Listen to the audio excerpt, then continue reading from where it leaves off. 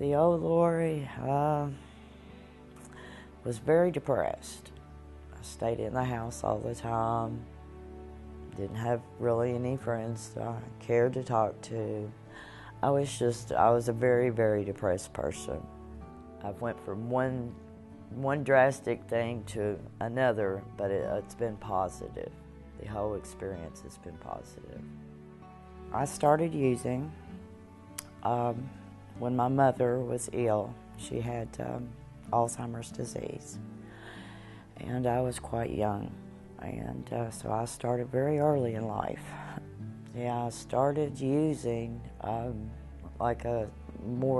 basically the lower tabs, and then it went like that wasn't working anymore. So I got hooked on morphine and cocaine, and I was shooting up. I heard the knock at the door, and I had a really weird, scary feeling. And I was right, it was the police. And they just pushed their way in. I had a little small one-bedroom apartment, and they turned that place upside down. You thought I done tried to kill the president. And about 35 police in that little one-bedroom apartment. And taking my drawers, turning them upside down. I said, "It's over there is what you want." I told them where it was. It took years to get that out of my head. That was like the first wake-up call. I should have done something about it then. I thought, oh, I'm going to jail. This is it. And right after that, of course, is when I found out I was pregnant, but I did not even know that then. I thought, well, if I'm pregnant, I can't be using, so I got on to the methadone clinic. And it helps for a while, and until something happens or something goes wrong and you're kicked off. Yeah, I got out of the methadone clinic, and then I began using Oxycontin, and that's the devil itself. If you didn't have it, you were deathly sick. I mean, it's awful. I knew I couldn't do the methadone. It was too far away. You have to drive every single day to get your medication. And I knew I couldn't do that, but I couldn't stay on the drugs either, because the money, I mean, it takes so many each day to stay well.